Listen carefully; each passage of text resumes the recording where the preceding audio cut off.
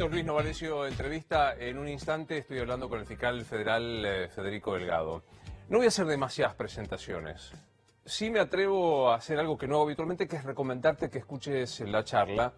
Porque como si es un fiscal, queda lejos. Siempre cuando presento a algún fiscal, te recuerdo que es la representación nuestra en los procesos y particularmente en los procesos penales, el que está en nombre de la sociedad buscando que se haga justicia con un determinado delito. Y en este caso particular, te pido que te quedes a escucharlo por dos motivos, uno de fondo y uno de forma. El de forma, que puede parecer menos importante y no lo es, las formas son muy importantes, es porque se entiende de qué habla. Los profesionales de cualquier ámbito, te pasará a vos también en casa, tienden a utilizar un lenguaje críptico, raro, oscuro, para mantener el dominio de la situación. Si vos le entendés fácil a un médico, un ingeniero, un abogado, y pareciera como que ese profesional pierde poder, te pone en una situación de igualdad. Es un disparate fenomenal, sobre todo para los ignorantes que utilizan esta situación. Bueno, Delgado habla muy claro, se entiende, y yo creo que hoy vale la pena que escuches qué pasa, y ahí voy a la cuestión de fondo, en su situación personal, qué pasa con la justicia argentina. Yo creo que hay una enorme expectativa para que aquellos que robaron, aquellos que se corrompieron, los que corrompieron, tengan una sanción. Y me parece que va a ser interesante escucharlo. La razón de fondo es que nos ha tocado entrevistarlo en la jornada de hoy, lo he escuchado también con otros colegas, como Marcelo Slotoviazda. Un fiscal federal acaba de decir, me han apretado, estoy siendo víctima de apriete. Hoy trato de citarlo textualmente en la radio, en Radio La Red. El fiscal que vamos a entrevistar ahora dijo, la ley ha perdido el basamento ético y se ha transformado en un martillo para golpear a aquellos que piensan distinto. Bueno, si esto es así, y lo está diciendo el fiscal federal, me parece que estamos en un problema severo, que a vos que estás en casa y que te parece que un fiscal, los procedimientos penales, como otro te queda lejos, es casi por instinto de supervivencia que te aconsejo que lo escuches. Porque va en este sistema que él representa la garantía de la libertad frente al Estado, al poderoso Estado, no digo de este gobierno, del que pasó, del que va a venir, sino del Estado como tal. Ya lo recibo a Federico Delgado. Hola, Doc. Un gusto verte. ¿Cómo estás? Por favor, un placer. Gracias. Gracias por venir de vuelta. No, placer es mío. Sé que es complejo, pero bueno, gracias. ¿Arrancamos? Arrancamos. ¿Te están apretando? Sí. Sí. Y más allá de mi caso personal, digamos, no quiero hacer un tango de esto, pero me parece que, como decías en la introducción, a mí lo que me preocupa es que nos estamos acostumbrando a vivir demasiado mal. Vos y yo fuimos a la Facultad de Derecho cuando éramos más jóvenes y aprendimos que la ley era un modo de fundar sociedades, de organizarlas, para vivir en libertad, en paz, para discutir, para pelearnos, pero siempre teniendo un marco de referencia, unas reglas de juego claras, ¿no? Tiene un componente moral y ético las leyes. A mí me parece que nosotros, no ahora, esto es un proceso que viene hace mucho tiempo, pero que se va agudizando, me parece que los argentinos estamos viviendo en un desierto moral. Ese desierto moral quiere decir que, en mi humilde opinión, vale todo. Con tal de conseguir algún objetivo, cualquier camino es válido, se pueden hacer diagonales, curvas, se puede eludir la ley.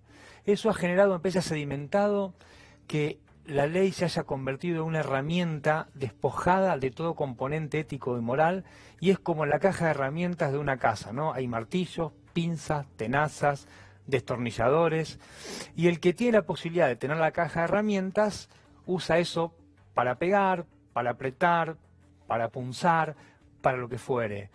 Y me parece que, en rigor de verdad, estamos en una regresión previa a los estados-nación que nacieron, por poner un punto histórico, en la Revolución Francesa, ¿no? Estamos en estado de naturaleza que, para los que no hayan pasado por la facultad, tiene que ver con que en una sociedad vivimos todos con miedo, todos inseguros, y manda y está seguro quien tiene poder físico, poder económico o poder político. La ley del más fuerte, brutal. Brutal. Me parece que estamos en esa situación, y lo que me parece más grave aún es que nos hemos acostumbrado.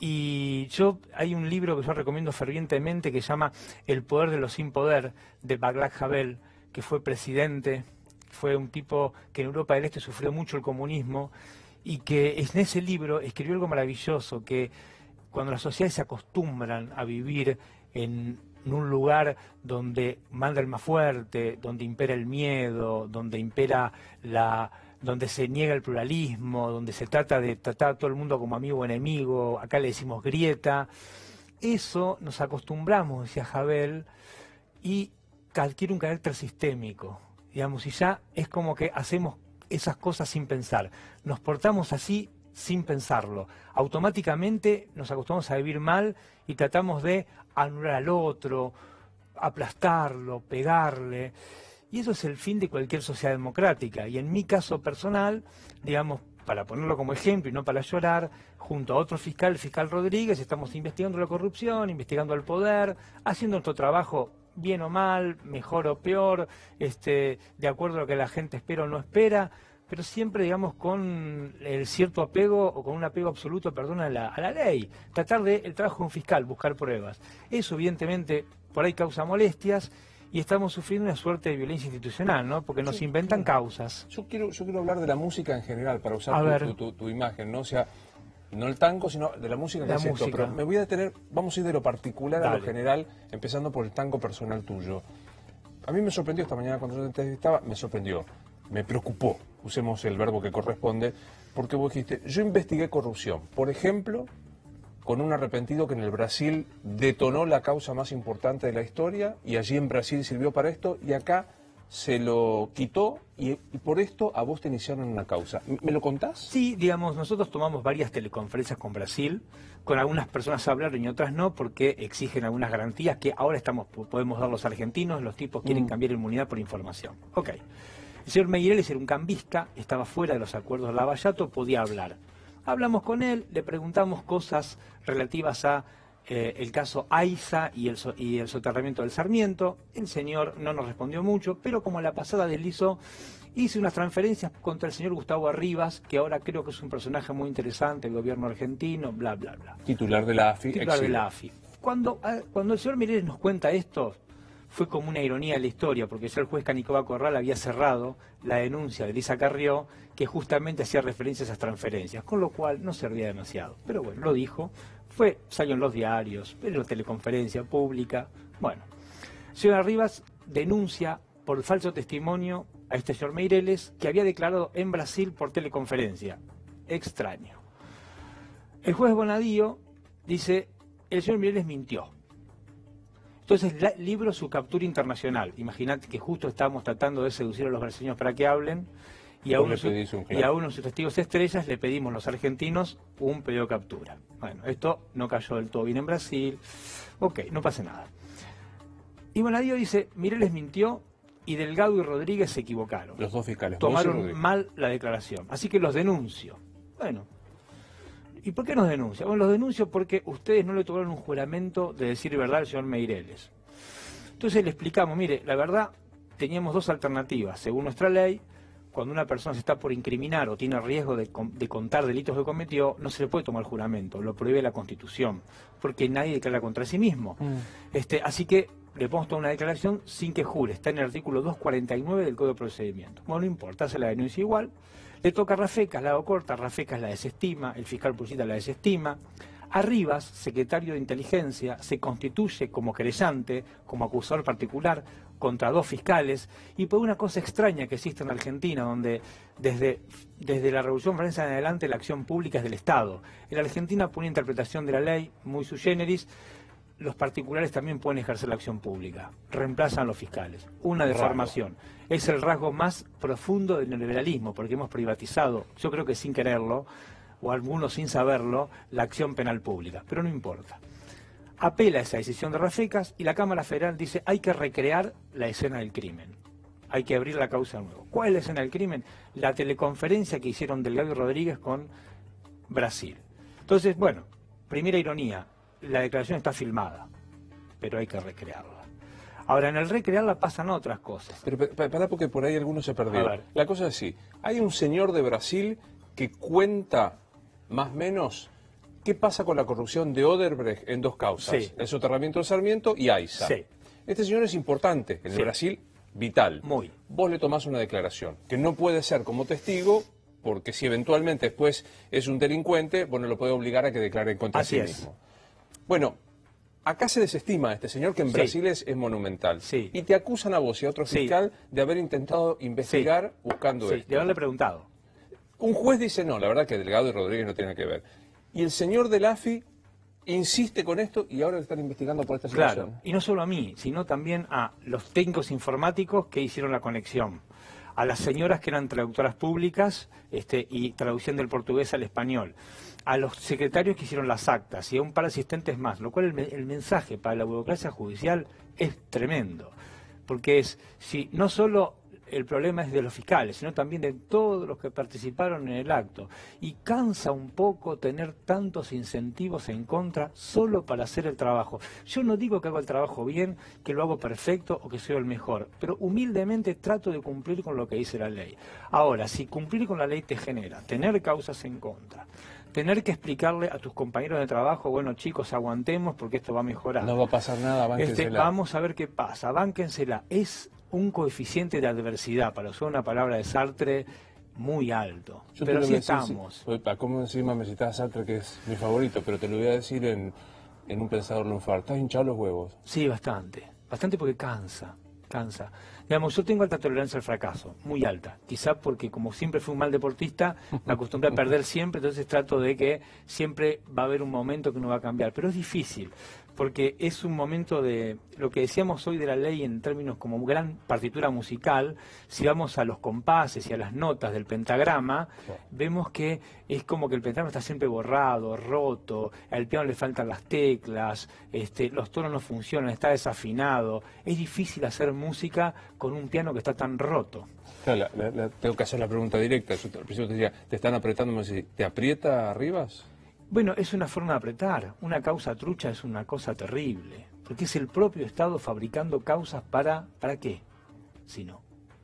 ¿Por cuál fue el problema? Que es como que Delgado y Rodríguez tienen la culpa de lo que dijo Meireles. No tenemos la culpa de lo que dijo Meireles. Claro, él dice, no, se probó que las transferencias estaban... ¿Pero qué? Canicuaro Correa, si la causa se cerró.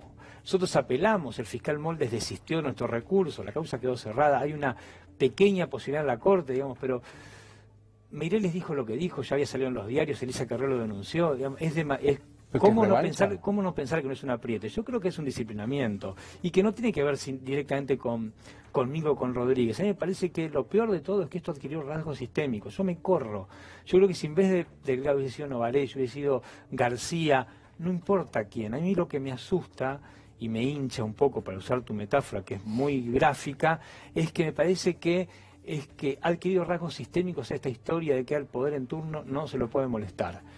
Que esto siempre pasó, que al poder no le gusta que lo molesten, pero me parece que vamos camino a intensidades cada vez más altas de molestias. Pues es que yo trato de no caer en esto que vos describiste al comienzo, que es las antinomias, la grieta. Sí. Porque si no, viste, decir, lo que pasa es que, No. pero no encuentro modo para que no te desvirtúen rápidamente lo que estás diciendo. Yo creo que con esto el nivel de gravedad es inmenso. Digo, si yo fuera ministro de Justicia estaría muy preocupado. ¿Te llamó el ministro de Justicia? No, pero no tiene por qué ser el ministro de Justicia. Bueno, yo pertenezco a una institución, hablé con el procurador, tuve una charla muy amable, pero a mí lo que me preocupa es eso, Luis, pero no por mí. A mí me preocupa porque cuando vos ves la historia y siempre que la gente vivió mal es porque hay algunas personas que se portan mal, tienen mucho poder, pero porque hay un montón de indiferencia social que permite que eso avance. Y a mí me asusta la indiferencia, te voy a ser brutalmente honesto.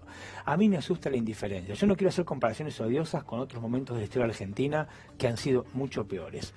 Pero en todas nuestras crisis más grandes, el gran problema es que se ha abierto una gran avenida a través de la cual los indiferentes miran por el costado. Entonces a mí me preocupa eso, porque lo que está en juego no es Delgado, no es Odebrecht, es más importante que eso, que ya es muy importante. Lo importante es nuestra vida pública, nuestra vida como sociedad, como personas, tomar un colectivo, viajar bien, tiene que ver con todo, con que el subte no esté reventado de gente, con que vayas a un banco a sacar dinero y no te robe un motochorro. Lo que está en juego es eso. ¿Y qué es esto? O sea, lo que estás contando no es una abstracción de laboratorio. Es vivir nosotros en la calle, que haya mejores veredas, que no esté todo roto, y no tiene que ver ni con ningún intendente ni con un gobernador, porque esto lo miramos y es un proceso de degradación que es nuestra sociedad. Me da curiosidad, ¿qué delito te imputan? Bueno, no lo sabe nadie. Formalmente no lo sabe nadie. Es gravísimo. Es gravísimo. Pues digo, para defenderme de algo... Me imagino que es algún incumplimiento funcional, que es una gran bolsa por la que puede entrar cualquier cosa, pero no hay una figura clara. ¿Te quieren echar? ¿Te quieren apartar? Yo no sé si me quieren apartar. Yo tengo varios problemas de ese tipo, digamos. Tengo dos problemas. Me imagino, no quiero tampoco ponerme en víctima y en paranoico que hay un complot contra mí, porque no creo ser tan importante. A mí lo que me parece es que hay dos o tres cosas que yo he hecho que no han caído bien. Nosotros en la Fiscalía nos tocó investigar a muchas personas de este gobierno desde 2006 hasta ahora. No lo elegimos, digamos. Tocan por sorteo. Si es que los sorteos son azarosos, nos tocó por sorteo. Si es que son azarosos. Bueno, hicimos el trabajo nuestro. Casi siempre salió mal, perdimos casi todos los expedientes, algunos por soluciones heterodoxas y otras por soluciones más heterodoxas aún. Pero lo importante es que los perdimos, no importa, esa es la cuenta final. Entonces es muy llamativo que cuando esas cosas terminaron, cuando esos conflictos se cerraron, empiezan los problemas de Delgado, de Rodríguez, que tampoco quiero personalizarlo, porque hay mucha gente que está en esta situación en la justicia argentina. Retomo lo que decía, no quiero caer en la grieta. Bien. Pero tengo que preguntarlo. Y pasa que hoy me decía alguien, ¿no? Delgado se metió con Panama Papers, Delgado se metió con Arriba, parece que labura para el kirchnerismo. Claro. Vos imaginás, Sí, yo digo, claro. podemos discutir de lo que de lo que acaba de decir, pero no, pero ¿qué te pasa cuando te dicen eso? Y nada, por ejemplo, pongo en Google y veo la carta de debido insultándome hace 2 años porque lo llevamos a juicio, veo a exministros diciendo que estaba sobreactuando yo cuando investigaba a Cristina Kirchner, recuerdo cómo salí eyectado de la causa de 11 cuando nos metimos contra el esquema del Ministerio de Planificación, digamos, esto creo que eso lo pongo en mi currículum, aún golpeado y todo, tengo un currículum y pongo que los kirchneristas me dicen macrista y los macristas me dicen kirchnerista, eso creo que habla bien de mi trabajo. Vas bien. Eso que viene de mi trabajo. Lo que pasa es que también hay un momento que uno cumple ciclos a la vida y decís, bueno, pero ¿vale la pena? ¿Es necesario exponerse? ¿Para qué? ¿Por qué?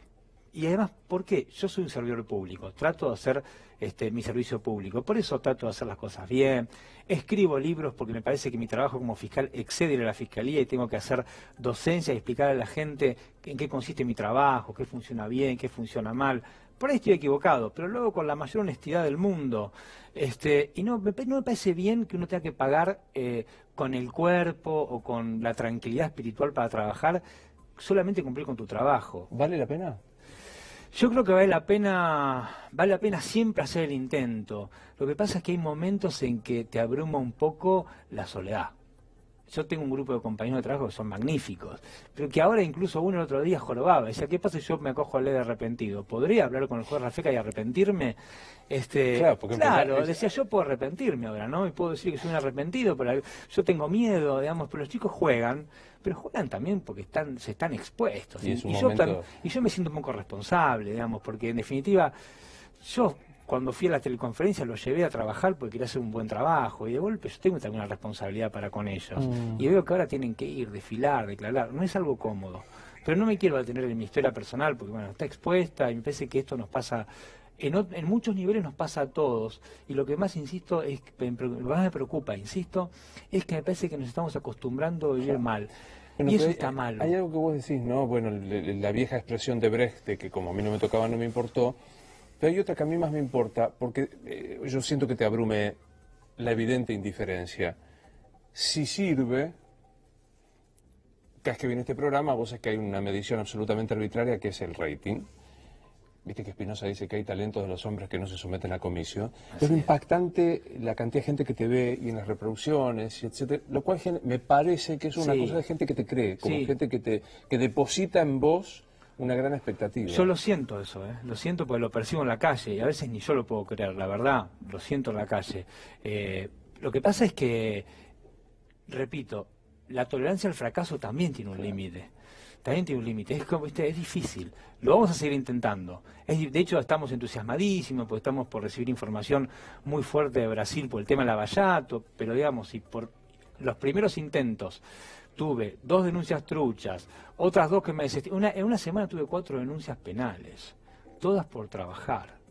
todas por tomar ¿Quién te las declaraciones. hizo? Bueno, Tenía una que me inventó Martínez de Giorgi, una que me inventó Bonadío con Arribas y dos que me hizo el señor Jorge Rodríguez. Y el otro día el corcho. Entonces yo hacía el otro día, ahora estamos por firmar unos convenios con Brasil, a través de los cuales vendría la famosa información que estábamos todos esperando desde hace 2 años. Bueno, empezaría a fluir.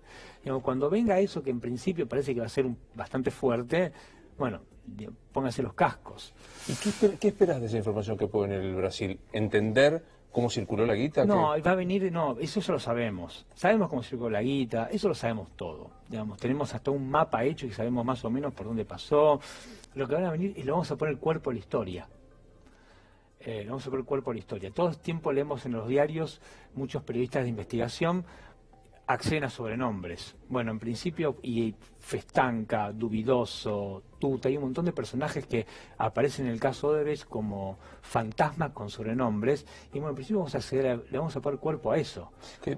Odíame 30 segundos, pero hace lo que vamos a hacer. Resumime qué es Odebrecht para el que te está viendo y no tiene la menor idea. Y Odebrecht es un gran ejemplo a escala continental de cómo se robó dinero público, que nos quitó jubilaciones, seguridad, colegios, hospitales, rutas, subtes. Eso es Odebrecht. Es plata pública, es riqueza nuestra. O sea, era plata que pagamos entre todos, que producimos entre todos, que supuestamente para satisfacer una necesidad, una ruta, un hospital, se inventaba una licitación, empresarios amigos se quedaban con la parte del león y en algunos casos hizo la obra, en otros ni siquiera. Marcelo Odebrecht lo dijo con una claridad que asusta, pero que es maravillosa. Dijo, nos dimos cuenta cómo había que hacer negocios en nuestro continente y teníamos 2 caminos. Arreglábamos con los presidentes directamente o bien buscábamos interlocutores locales y nos asociábamos, entre múltiples comillas, con ellos. Entonces lo que se hacía, se inflaban precios y en ese espacio, en esa plusvalía del inflador, venía la coima que se repartía. Es eso. Digamos, es simple, pero es mucho. ¿Y acá en la Argentina qué opción se usó? ¿Hablar directamente con los presidentes o la cooperación local? Acá la cooperación local, no sé la pata local. Hay un video, tengo un segundo, maravilloso, que hay una convención, yo no sé si es del UNASUR o yo qué sé, no me acuerdo de uno de esos organismos que se inventaron en los 2000, y está Marcelo Odebrecht con otra persona muy extendidos en una convención de empresarios y dirigentes políticos, como riéndose muy extendido. Viene un presidente de un país a saludar y el tipo le dice, espera. Y el presidente se queda parado, esperando. Ellos siguen hablando, que por ahí podemos hablar del Rosario y Ñuls, digamos, es porque te das cuenta que están muy extendidos, y el presidente espera, y en un momento dice, bueno, espera, se levanta y se va con él. Digamos, ¿y el presidente se la bancó ahí? Se la bancó. ¿Te acordás que el presidente era? No me acuerdo, creo que era el de Perú, no quiero mentir, creo que era el de Perú. Y es maravilloso. Por las dudas, Perú, el Odebrecht fue un escándalo. Sí, bueno, renunció el presidente, le costó el cargo. Es maravilloso. Y el tipo después, cuando declara ante Moro, ya como arrepentido, entonces dice cómo era el mecanismo, el famoso mecanismo que vimos por Netflix. Entonces cuenta los 2 modos que tenían de trabajar. Depende de la complejidad de la relación entre el Estado y los empresarios que hacen obra pública. De esa complejidad dependía si hablaban directamente con uno o con socios locales. Lo que vos dijiste, la plata nuestra, además es un poco el primer fundamento de Bonadío ahora en Cuadernos. Sí. ¿Qué te pasa con ese fallo? La verdad no lo leí, pero tengo muchas esperanzas con eso, historia de los cuadernos. Pero también tengo el miedo a que los argentinos no las aprovechemos. Me parece que tenemos hoy un componente que no lo tuvimos nunca, que son los acusados diciendo sí, fui yo. Tu experiencia, mi experiencia indica que el acusado en general niega el hecho. Claro. Niega y pide careo, como dicen los abogados. Negás y pedís careo. Y acá tenemos un montón de empresarios que son personas muy importantes que dicen sí, fui yo. Y algunos funcionarios dicen sí, fui yo. Pero además de los empresarios y de los funcionarios hay financistas que dicen yo hice la ingeniería para sacar la plata. O sea que están las 3 partes del triángulo, aparentemente, y por lo que hemos conocido por los medios de comunicación. Y un vértice más, que ya transformaría en cuadrado en rectángulo, soy muy malo para la geometría, que es un juez que por primera vez dice... Iba a eso, porque eso no podría haber pasado sin al menos la indiferencia judicial, digamos.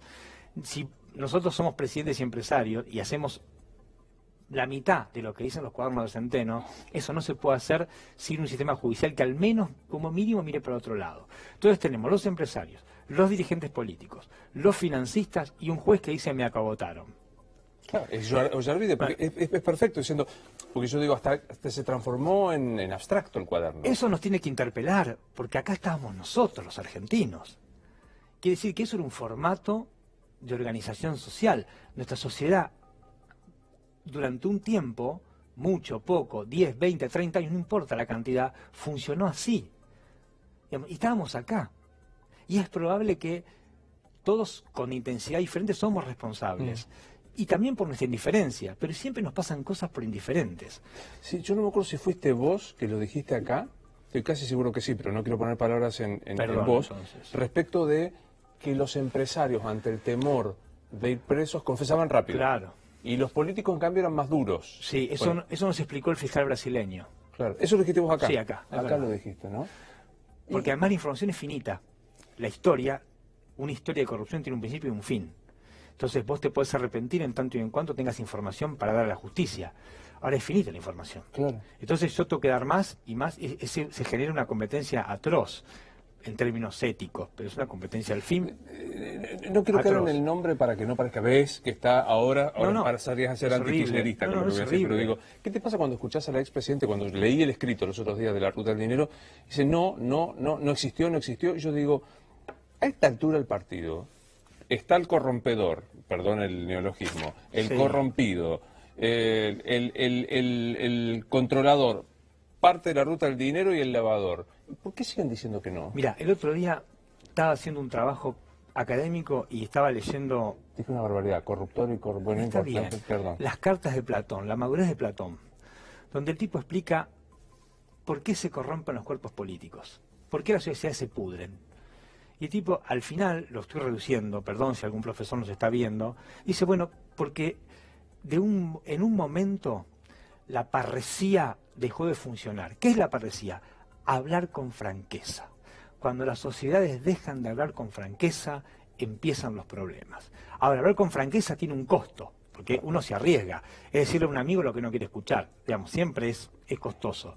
Ahora, pero al fin de cuentas, al fin del recorrido, esa franqueza es lo que nos garantiza relaciones claras en términos micro, que después son claras en términos macro. O sea, solo vivimos bien si somos lo más francos que podemos. Claro. Y a mí me parece que lo que expresa nuestra vida pública es mucha falta de franqueza, mucha miseria, mucho miedo pavote, que no sé por qué, que dije esto, que me abstuve, que acá, que allá, pero en el barco estamos nosotros, y el barco está cada vez peor, tiene cada vez más lodo, cada vez más agua sucia. Entonces, ¿para qué nos sirve esa especulación y ese miedo a ser francos? Suponete que voy a entender el miedo, suponete que encuentro conveniencia en alguna... Digo, no es que no fue bien, la historia sería, pero digo, si la misma situación, mismo remedio, vamos a tener el mismo resultado, hay algo que es muy interesante. Nadie niega, o por lo menos en estos casos de los cuadernos y del tuyo, nadie niega taxativamente tal cosa. No. Porque digo, ahora tenés, ejemplo, Techín, Pescarmona, Calcaterra, Uberti, José López, y quien sea. Pero lo que dicen es, pero él también afanó. O sea, es un modo, los kirchneristas dicen, pero Macri también afanó, y Macri dice, pero mira esto, es impactante esto, ¿no? Es horrible, porque en definitiva es una carrera a ver quién tiene más pecados o faltas en la bolsa, y es como que te exculpa ser más o menos ladrón, digamos, cuando uno se aleja, uno toma conciencia, cuando mira el debate público, y yo me incluyo también, digamos, sí, claro. la pobreza que tenemos, pero esa pobreza en nuestro debate público, acusarnos que, bueno, yo robé, pero vos robaste más, yo soy ladrón, pero usted no tanto, yo robaba, pero sí, ustedes se la llevan fuera del país, cosas que escuchamos todo el tiempo. Digamos, pero ¿cuál es el fin de eso? ¿Cuál es el aspecto remunerativo? ¿En qué nos conviene como sociedad? Claro. Digamos, es difícil de comprender. Sin contar que en el derecho penal no hay compensación como el derecho civil. Absolutamente. Digo, el delito de mi oponente no extingue el propio, ni compensa, ¿no? Absolutamente. Y esa historia de los juicios orales por ahí tendrían, yo creo que nos podrían ayudar mucho, si los hacemos bien, para ser un poco optimista, ¿no? Todos estos juicios orales que están caminando, que algunos uno puede estar más de acuerdo, menos de acuerdo, pero parece que nos haría bien poderlos ver por televisión, para que las cosas se expongan, para que podamos ver las emociones, porque lo que hacemos nosotros en primera instancia es escrito, está mediado por nuestra subjetividad, por la palabra, por las actas. A mí me parece algo muy sensato que la justicia, cuando empiecen los grandes juicios orales, ya perdimos la chance de transmitirlos por televisión, y que la gente pueda escuchar el ratito que tiene libre, si le interesa, 1 minuto, 2 minutos, 10 minutos, 15 minutos, para que vea las personas ahí, en ese momento, en esa instancia, y pueda, porque es distinta la percepción. Uno se conecta de otra manera, se conecta con las emociones, se conecta con los gestos, con las caras. El problema, yo creo que fue el juicio de María Soledad Morales, no me lo acuerdo, que era un tribunal colegiado y que uno de los jueces le hace un gesto a uno de los vocales en ese juicio renunció. Creo que renunció. Digamos, tuvo que renunciar. La Cámara de Televisión mostró eso. Te hago preguntas que sí. trataron de darte más, Bolonqui, pero yo te hago las preguntas. Vos recién hablabas te genera expectativa la causa de los cuadernos. Es Bonadío, el mismo que te hizo la causa a vos. Sí, la justicia nuestra está toda sospechada. Estamos sospechados. Y es la justicia que tenemos.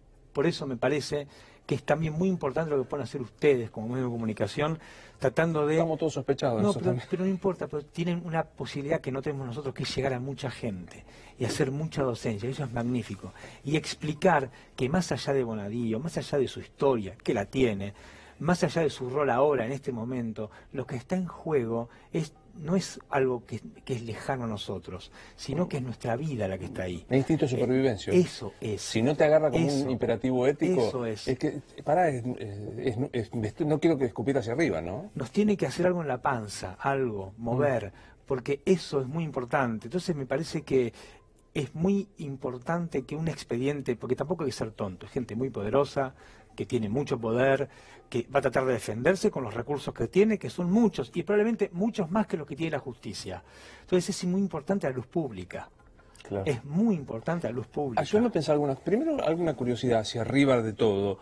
¿Te pasó algo con el cambio de presidencia de la Corte? ¿Qué es eso? ¿Es una interna de la Corte? ¿Es algo más importante? Me parece que también es otra oportunidad, digamos. Las rotaciones son buenas. Lorenzetti debe cumplir un ciclo, me parece. A quien no conozco personalmente, y a Rosenkrantz tampoco, nunca tuve trato con ellos.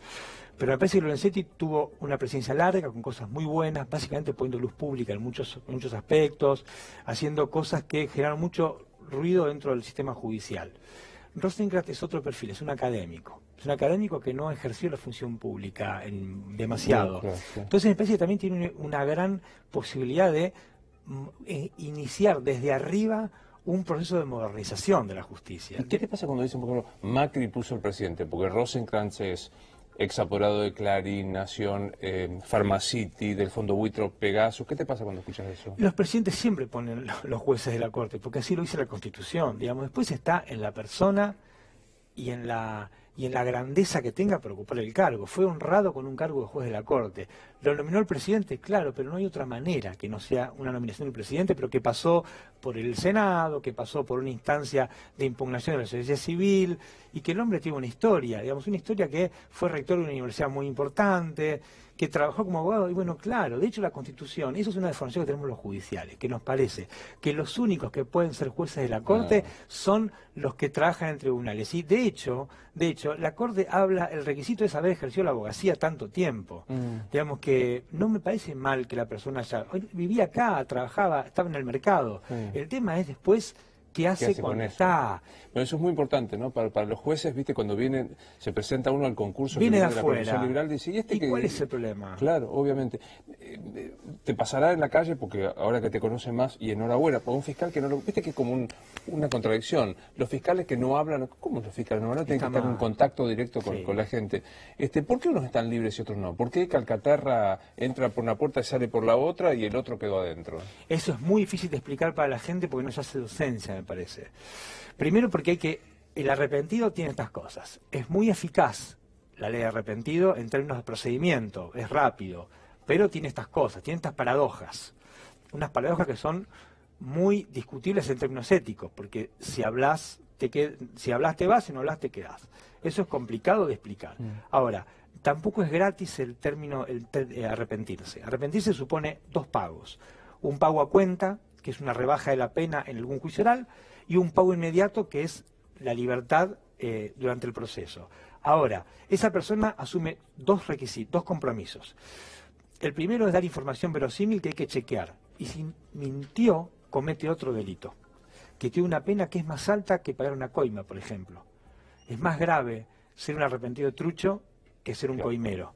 Entonces, si uno desde el punto de vista técnico, digamos, yo no veo incentivos para mentir en la instancia de arrepentimiento.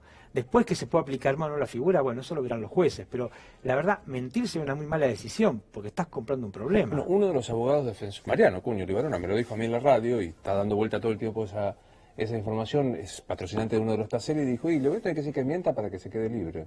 Pero una cosa es mentir, me parece a mí, cuando un imputado, en la Argentina no hay obligación de decir la verdad como imputado, salvo el único caso que hay obligación es cuando te pones en el rol de arrepentido. Si sos arrepentido, mentís, está frito porque agravás la pena. Ahí cometes otro delito. Es el único caso que está lo que en las películas vemos como el perjurio. En Argentina eso no existe, lamentablemente. No existe. Cualquiera dice cualquier cosa, como en todos lados. Pero en el caso de arrepentido, sí. Ahí no se puede macanear. Si una persona macanea, comete otro delito. Ayer Zaffaroni dijo la causa de los cuadernos es las Malvinas del proceso, dando a entender que era el desesperado intento del proceso de quedarse y mandar a invadir las Malvinas. ¿Qué te pasa con eso? No lo había escuchado. La verdad que no lo sé. A mí me parece que es un caso que en términos sociales va a ser traumático, termine como termine. Digamos, si termina bien, bien quiero decir, si hace justicia sustantiva, justicia de verdad, que algunos son culpables, otros inocentes, porque como pasa siempre en la vida, que está lleno de matices, me parece que puede ser un elemento fundacional de una nueva forma de vivir nosotros como sociedad. Ahora, si fracasamos en esta, es como errar el penal sin arquero. Digamos, después, si pifiamos esta, hagamos un ejercicio, si pifiamos esta, que tenemos las cuatro partes que decíamos hoy, no sé, ¿qué nos espera? ¿Y con qué cara después me pedís a mí que pague la multa por estacionamiento en doble fila? ¿Y yo con qué cara después voy a tribunales? Digamos, si fracasamos en esta. Cuando teníamos los tipos diciendo el juez que dijo la plata está acá, el financista en tal cuenta, no nos puede ir mal en esta. ¿La plata está? ¿Vos crees que tenés alguna mínima? No digo ¿En efectivo? No sé. Quiero creer que es difícil que haya, sobre todo porque es muy difícil, desde el punto de vista técnico, es difícil tener plata en efectivo, negra. Es como que la puedes mirar, porque no la puedes gastar. Digamos, en el mundo está bancarizado, y hay un montón de alertas que deberían sonar, o al menos en otros países seguro, si alguien introduce plata negra que tiene escondida en un pozo en el sistema financiero. Es un problema. Salvo que haya blanqueos, es un gran problema. Claro, por eso el blanqueo es tan inmoral. Es tan inmoral. Pues, claro. No lo llaman blanqueo, lo llaman sinceramiento fiscal. Digo, la pelota. Bueno, claro, pero fíjate, arrepentido, sinceramiento, tiene una carga valorativa casi religiosa que no es tal. Son negociaciones que hace el Estado con personas que violaron la ley. Casi es el fin justifica los medios, ¿no? Es el fin justifica los medios. Es el fin justifica los medios. En pos de contarle a los que no sabemos nada, porque digamos, también nosotros y la ignorancia y la voracidad de tener que dar información, la plata física, el físico, la gran Fariña, ¿no? ¿Viste? El físico está, dice Fariña. Yo comparto con vos, me parece que si no es como inutilizable. ¿Cómo se blanquea la plata? Yo recibí coima. Bueno. ¿Cómo se blanquea? Hay un montón de gente que se dedica a diseñar mecanismos tales que uno puede lavar dinero y blanquearlo. ¿Cómo es? Básicamente, nosotros hicimos una videoconferencia que por suerte nos trajo una causa penal con uno de los abogados de Odebrecht que está preso en Madrid, un señor que debe tener 40 y pico de años, un abogado de un nivel impresionante en términos técnicos, que se dedicaba a crear sociedades offshore, se dedicaba a abrir cuentas truchas en el mundo y hacer triangular dinero. Y desde el punto de vista teórico del descubrimiento es fascinante escucharlo. Ese señor nos explicó a nosotros que a él le decían, tenés que crear una cuenta en tal país, en tal país tiene que llegar tanta cantidad de dinero y tiene que ser blanca. Él tenía 10 sociedades offshore que las había armado en 3 o 4 paraísos fiscales y a partir de ahí, con meros Mails, para explicarlo claramente, hacía movimientos que en algún momento, 4 o 5 iban, venían, llegaban a un lugar, en el kilómetro de la banca privada de Andorra, al lado de España, y a partir de ahí el dinero llegaba blanco a una empresa que estaba a nombre de José Cámara, sociedad anónima, pero cuyo apoderado era Carlos Pérez. Y Carlos Pérez era quien en rigor de verdad era el testaferro, a su vez, del dueño real. Y ese señor iba y retiraba ese dinero, lo movía ya en blanco. Claro. O sea, a mí me pagan la coima. Yo nombro a Carlos Pérez de testaferro y este señor se dedicaba a pegar la vuelta a la guita para que mi testaferro sacara la plata y me la diera. Así es. Vos llevas el efectivo, el físico, a una cueva, y en esa cueva te dicen, señor Novarecio, ¿dónde la quiere? La quiero en África, en tal país. Quédese tranquilo. Una semana es confianza, ¿eh? Es confianza. Es un vértigo, claro. Es confianza. ¿Y cuánto te cobraba más o menos? No sé cuánto cobraba. Porque este señor era empleado de Odebrecht. Odebrecht desdobló la empresa. Claro, claro. Entonces era un empleado que estaba contratado como abogado y su trabajo era vivir en Europa recibiendo mails con órdenes cifradas para crear mamuscas, mover esas mamuscas y depositar el dinero donde le dijeran.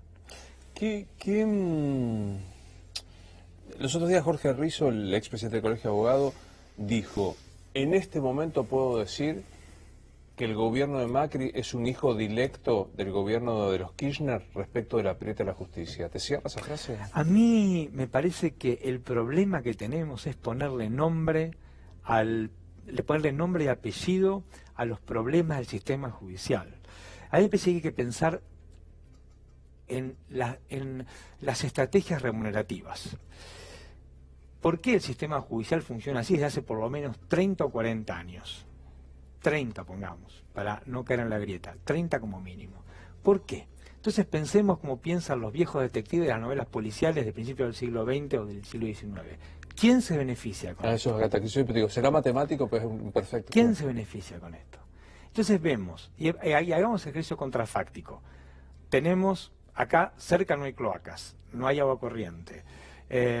Tenemos mal transporte público, las rutas son un desastre, la gente se muere cuando hay inundaciones. Bueno, ya tenemos algunos indicios claros, no hace falta ser un físico ni un intelectual brillante para darse cuenta que hay un sistema, hay un grupo de personas pequeño, probablemente pequeño, pero poderoso, que se beneficia con un sistema judicial que es ineficiente, que es ineficaz, que tarda mucho y que construye, mal que me pese, construye olvido y después construye impunidad. ¿Y ha tenido excepciones? Claro que ha tenido excepciones. Hay momentos que se ha portado bárbaro, el juicio a la Junta, el juicio de 11, hay muchos. Pero esas excepciones me parece que no tienen que hacernos perder de vista la perspectiva y el movimiento claro. El movimiento claro es olvido, más olvido igual a impunidad. Y ahí es cuando de vuelta me preocupa la indiferencia, porque los que se benefician, hay muchas personas que defienden este sistema y no se benefician, lo sufren. Entonces lo que no comprendo es cómo uno puede, no soy psicólogo, cómo uno puede defender algo que en definitiva te está torturando. Roban pero hacen, para mí es una cosa, ni siquiera, porque el cuento es ni siquiera hacen. Ni siquiera. ¿Qué de la vida la causa de Panama Papers? Panama Papers la sacaron de la justicia federal, la transformaron en una evasión impositiva del año 1997 y le perdió el rastro. O sea, vos arrancaste porque vos fuiste Arrancamos y pidieron tratando de investigar a la familia presidencial, pero por una cuestión lógica. Teníamos que ver si el recorrido de ese dinero desde aquel momento, desde el 97 hasta ahora, era la hipótesis que nos marcaba la ley. Estábamos en ese trabajo y de golpe hubo una declaración, se llama declaración de incompetencia, que es cuando cambian de un juez federal se pasaron a uno más especializado, que es penal económico. El penal económico.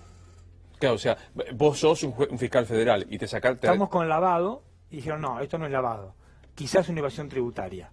Entonces busquemos la evasión tributaria. Raro, y ahí le perdí el rastro. Raro, ¿no? Sí, obvio que es raro. Sí, claro que es raro.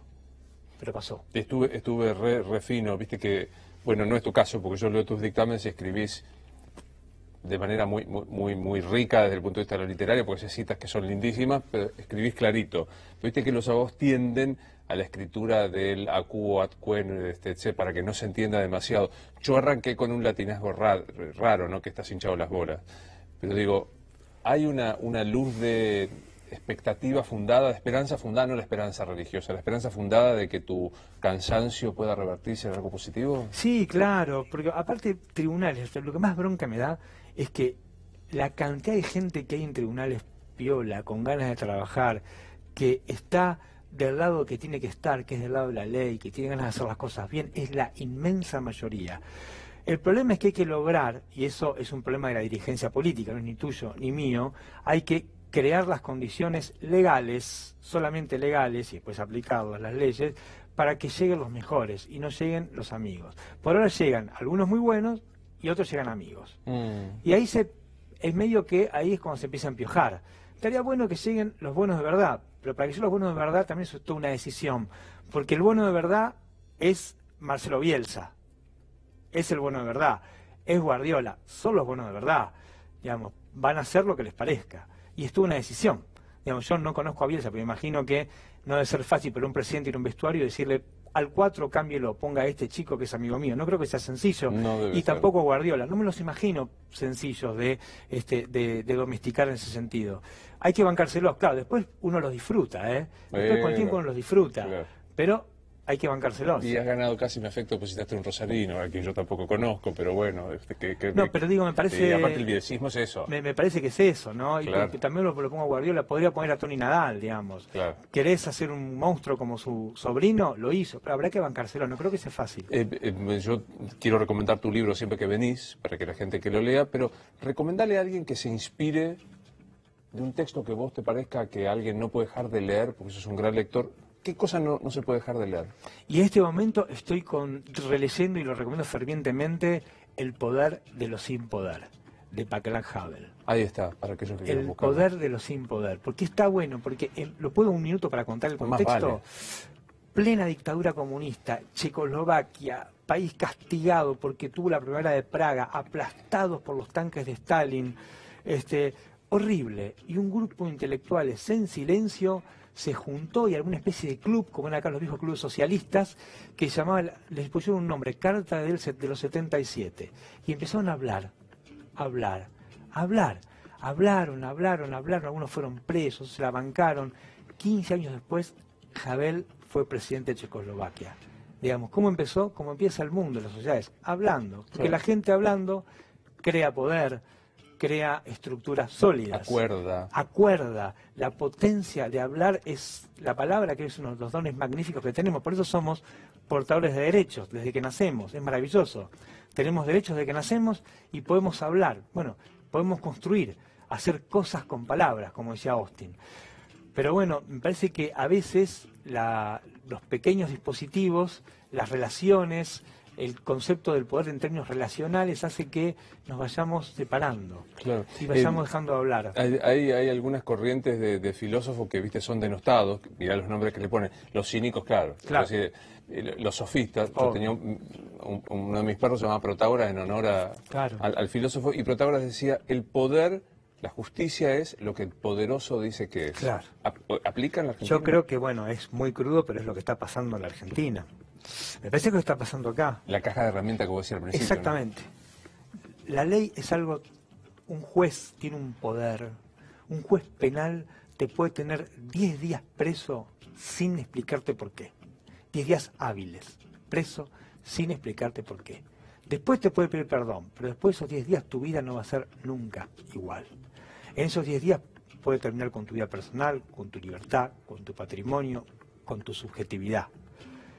Es tanto el poder que tienen los jueces, es tan grande, que por eso me parece que no hay que asustarse, hay que tomar conciencia y hay que ser responsables.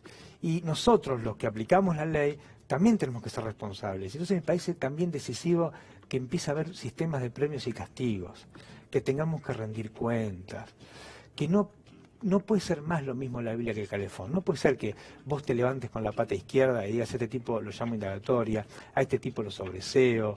No puede ser eso, no puede ser. Y eso es lo que nos está pasando. Y hay muchos jueces que trabajan 12, 14, 15 horas, pero no los vemos. Por ahí vemos el modelo Yarvide, no Yarvide como persona, sino como concepto. Vemos ese modelo, que es lamentablemente un modelo malo. Y no es todo así, hay muchísimos de los otros, pero también los otros tienen que animarse a mostrarse, Claro. porque también hay que asumirse. Como siempre es un placer. Gracias por venir. El placer es mío, gracias. No, por favor, esto es Luis Novares Entrevista. Hasta la próxima.